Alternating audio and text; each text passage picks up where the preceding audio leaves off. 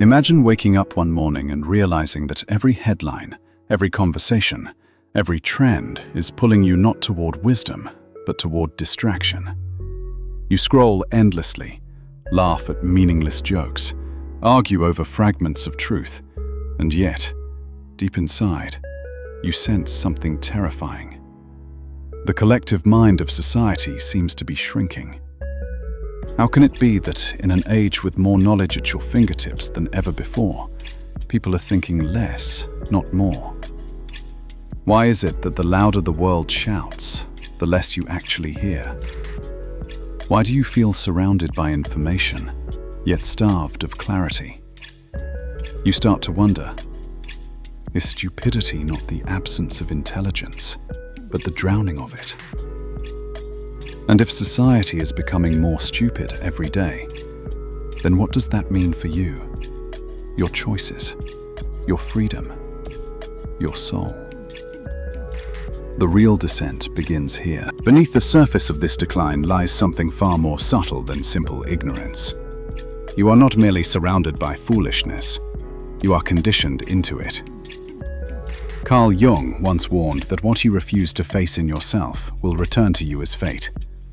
And society, as a mirror of the collective psyche, reflects our refusal to confront the shadows within. Think about it. Distraction is not random. It is carefully engineered. Your attention is captured, commodified, and sold back to you in the form of endless noise. The more you consume, the less you question. The less you question, the more your identity is shaped not by your own inner compass, but by algorithms that know your impulses better than you do. The law of attraction whispers that what you focus on expands, but what happens when your focus is stolen? You unconsciously manifest mediocrity, feeding a cycle of emptiness. In Buddhist thought, this is ignorance, avidya, the root cause of suffering. When you chase illusions, karma ensures you reap illusions. And here's the twist. You might believe you are making free choices, but are you? Or are you just echoing the collective hypnosis of a society that rewards speed over depth, noise over silence, appearance over truth? The uncomfortable truth is this. Stupidity is not the opposite of intelligence. It is the seduction of forgetting your own awareness. And once you start forgetting, the fall is almost invisible. You might think the cost of society's growing stupidity is harmless. Just a few shallow jokes, a few wasted hours. But unseen consequences are always the most dangerous. The brain adapts to what it repeats. Every time you trade silence for noise, reflection for scrolling, you are literally rewiring your neural pathways. Slowly, you become less capable of deep thought, less tolerant of ambiguity, less hungry for truth. On a larger scale, this erosion multiplies. Whole communities normalize superficiality. Political debates turn into theater. News becomes entertainment. Education becomes memorization. The very structures designed to cultivate wisdom are hollowed out into machines that reward conformity. And conformity, though comfortable, is the enemy of awakening. The invisible chains are psychological.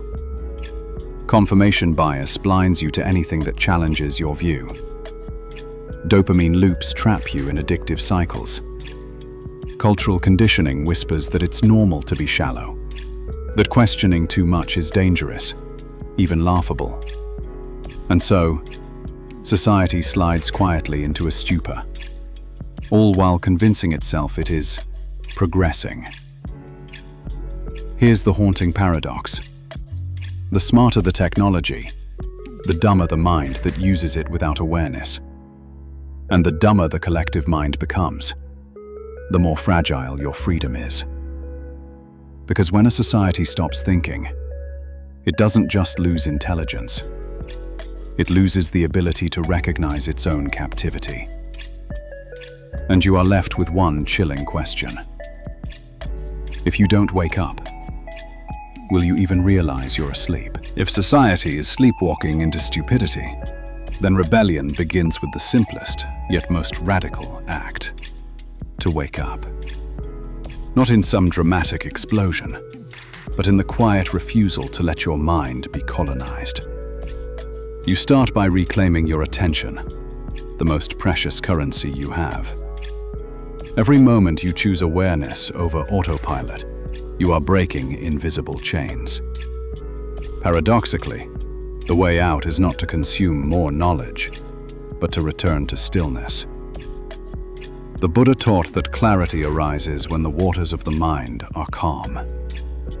Eckhart Tolle reminds you that presence, this very breath, this moment, is the portal to freedom.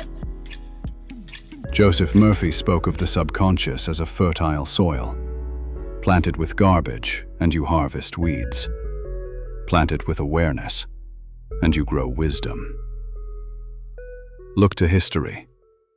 Socrates questioned the unquestionable, even when it cost him his life. Gandhi refused to obey systems of oppression, proving that silence and simplicity could dismantle empires. These figures remind you that true intelligence is not memorizing more. It is daring to see differently. So how do you begin? You turn your gaze inward. You pause before reacting. You ask, is this thought mine, or was it planted in me? You stop worshiping speed and start honoring depth. You learn to endure silence without panic, because in silence, the mind detoxes from noise. Rebellion is not loud. Rebellion is lucid. And when you practice it, even quietly, you shift the vibration around you.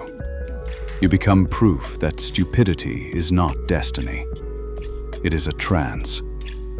And a trance can always be broken. Here is the truth that society doesn't want you to see. Stupidity is not merely a decline of intelligence. It is a forgetting of your true nature. You are not just a consumer of information, nor a puppet of culture. Beneath the layers of conditioning, you are consciousness itself, vast, luminous, untouched by the noise of the world. Psychology hints at this when Jung speaks of individuation, the process of becoming whole, of uniting shadow and light. Buddhism declares it directly. Your suffering is born from ignorance, but your freedom is inherent, waiting to be realized. The law of cause and effect is simple. What you cling to shapes you. When you cling to illusions, you suffer. When you return to awareness, you awaken. And here's the shocking paradox. The world may indeed grow dumber every day, but that descent can serve as your catalyst.